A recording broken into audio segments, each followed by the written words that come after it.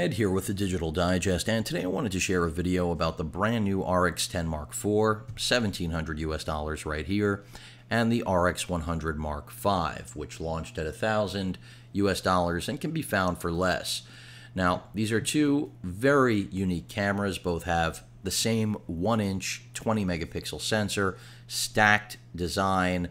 Both are capable of high frame rate shooting, excellent focusing because both have phase detection, hybrid autofocus systems, things that are traditionally reserved for interchangeable lens cameras. And that's what today's video is all about, is that Sony, as usual, has pushed the envelope. And when they first launched the Mark V as a pocketable, if you will, digital SLR replacement, I embraced it and said, hey, this is impressive stuff. A lot of people said, I don't need those autofocus points in a pocket camera. Why is Sony doing this? It's just not necessary.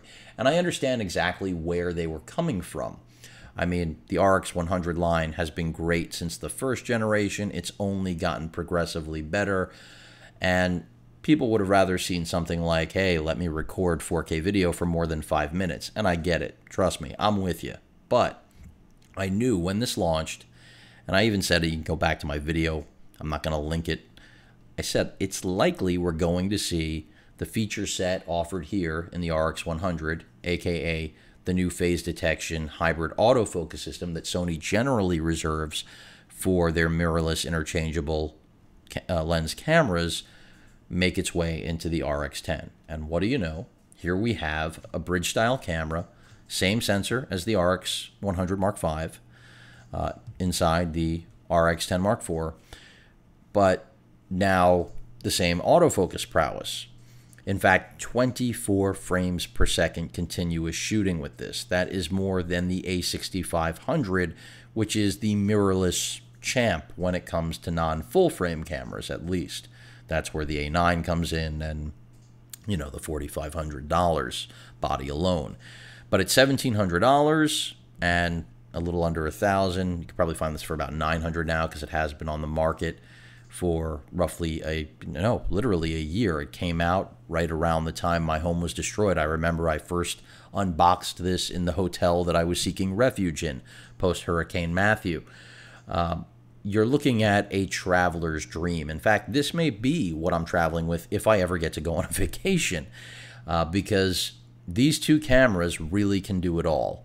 On the left, you have your pocketable camera that can go anywhere with you, literally.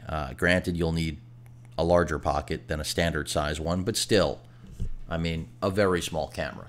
You can see, fits in the palm of your hand. That says a lot. But the results it produces are amazing, and that's in part because it has a phenomenal piece of Carl Zeiss glass that is very fast. F1.8, really an amazing piece of glass they've stuck on there, and with fairly good range. But the key, again, is that they've improved the autofocus system. Now, for a lot of users, when this camera launched, they said, I don't need phase detection in a pocket camera. What the hell is Sony thinking? Well, I can show you what they were thinking. It's right here, as I bang the top of the flash of the RX10 Mark IV. They knew that, come on, they're a company. They got to make money. They have an assembly line, production, a lot of overhead, a factory that was destroyed a while back by natural disaster, for those of you unfamiliar. They needed something that would be versatile and complement both of these products. And they always start with the RX100 because, after all, that's where, the RX Cybershot, revitalization of point-and-shoot really began. Most people prefer to use their smartphones these days as opposed to point-and-shoot cameras. In fact, that's why most point-and-shoot cameras have gone to bed. They're gone. And, Sony has given people a reason to actually spend high-ticket prices for point-and-shoot cameras. And that's not because of gimmicks or fooling people. It's because they actually produce amazing images and do so in auto. Now, you can get as manual as you'd like with either of these cameras. Both have touch screens, not full touch screens, but touch to focus. Both have EVFs, OLED based, that are very good. Of course, the one that's on the RX100 leaves a little bit to be desired, but that's because it's built into the body of the camera. Closing that back up because I'm not trying to power it on. That's not what today's video is about. And of course, there's a setting to change that, but I'm not getting into that right now. But having the autofocus system that's here in the RX100, which was a nice addition, but not necessarily a reason to upgrade from something like the Mark IV, which I had but was destroyed. In this camera, amazing, because now you've got a 24 to 600 millimeter zoom lens, also Zeiss glass, that produces phenomenal images that sometimes could fool you, and you would think I was shooting something with a prime and interchangeable lens system, because you now have the autofocus prowess hybrid system, both phase and contrast, that was traditionally reserved for Sony's interchangeable lens cameras sitting inside a bridge style camera. So look, you can be good with either one of these. They're both excellent choices. I can recommend both of these cameras, and I am not worried for a second that any one friend, family, stranger, subscriber here on YouTube is going to come back to me and say, Ed, what the hell did you do to me?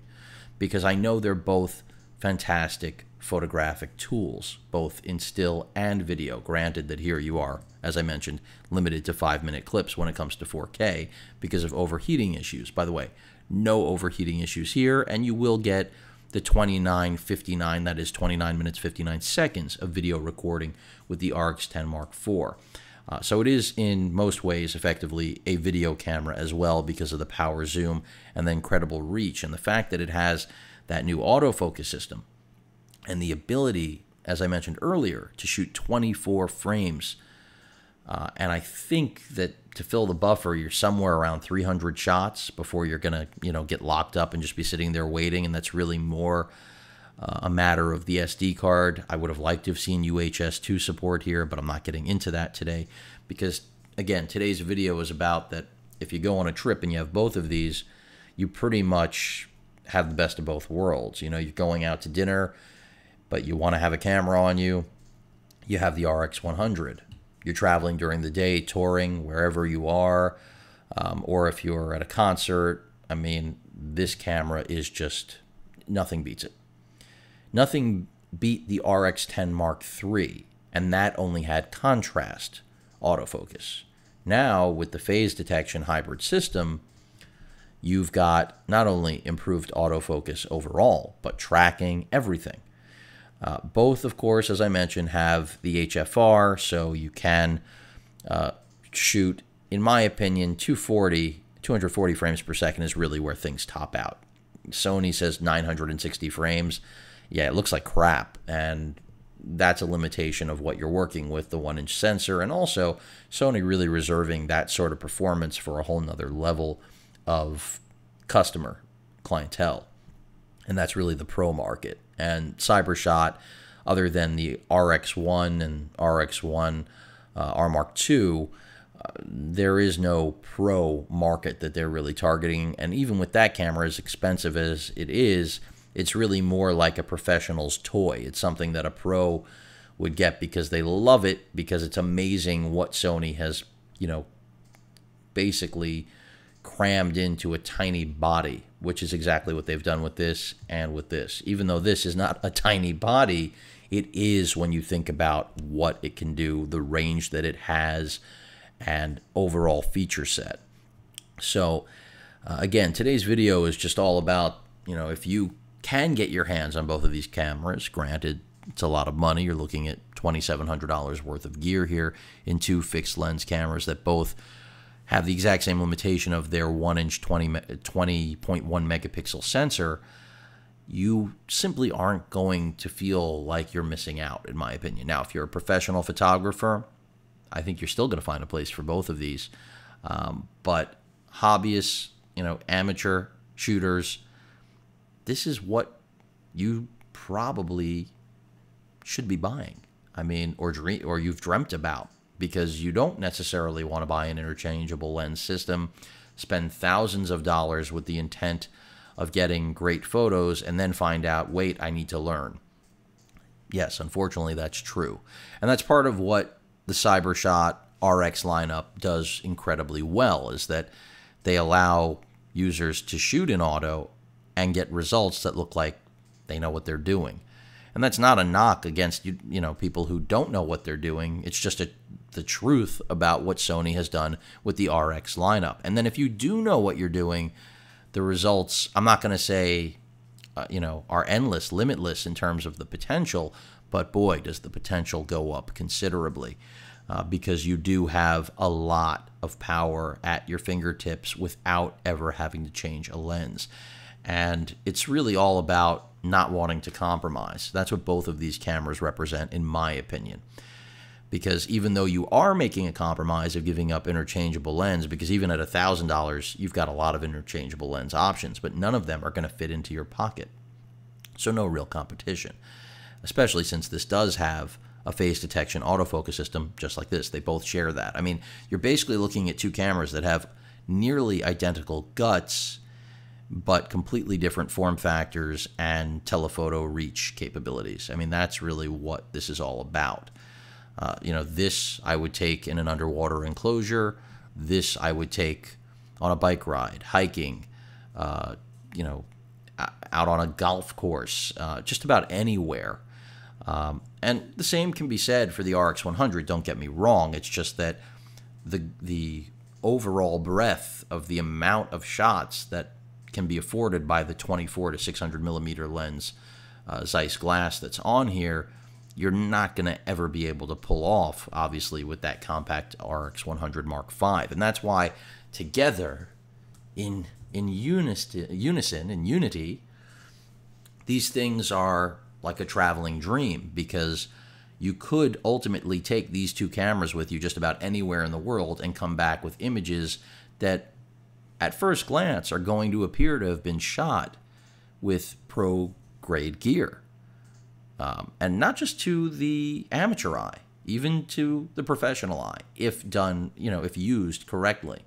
And that's what's really amazing about these two cameras, is that, just with, if you only had one, I personally would go with the RX10 Mark IV, but of course, then what would I have for those days where I don't want to carry something gigantic with me? And the RX10 Mark IV is still a big camera.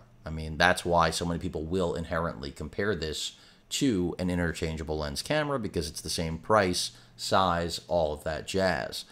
The RX100, on the other hand, I've reviewed Panasonic equivalents. They're good, they're less expensive, but they aren't as good. It's just that simple. Panasonic's the only other company I really respect in the business, and that's why I review their cameras on occasion, because I buy them. And that's what makes it to this table, folks. Stuff that I buy. Not that I get for free like a lot of the bullshit artists that you get your reviews from on a regular basis. So what it really boils down to is that as soon as I got the RX10 Mark IV in my hands and started shooting with it, I just said to myself, these are the two cameras I would take with me if I wanted to travel light and not feel like I was giving up the ability to take great shots and to take great video.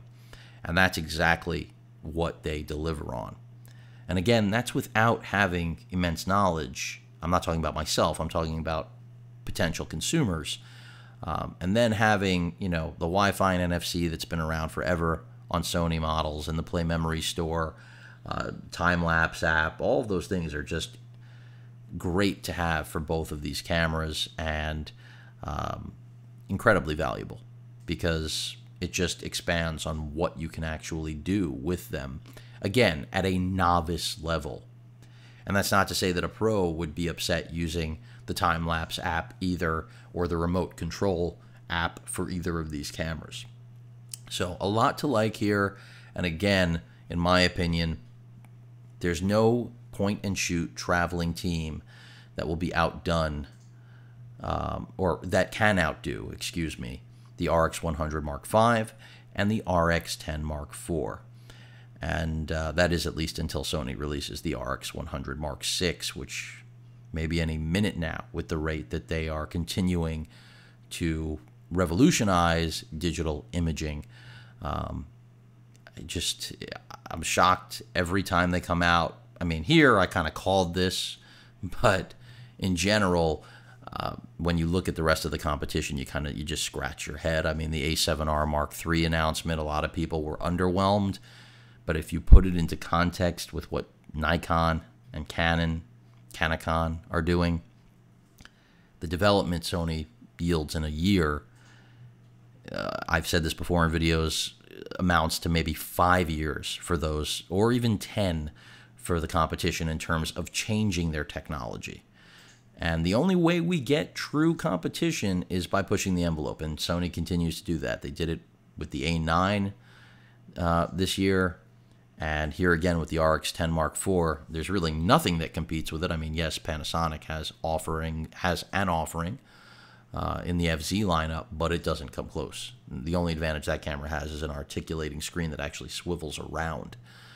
Weather sealing on both of these is good, but I wouldn't want to really get them wet or expose them to anything that could damage them. They are expensive cameras, and they yield results that reflect exactly that.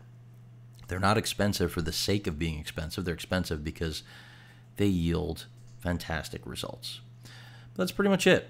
Longer video than I expected to rant on here about how great both of these are, but you can't go wrong with either one, and if you pair them, well, you've got, as I've been saying, traveling photographic nirvana. Any questions or comments, please feel free to post them. Hit that like button. And as usual, please feel free to subscribe. Later.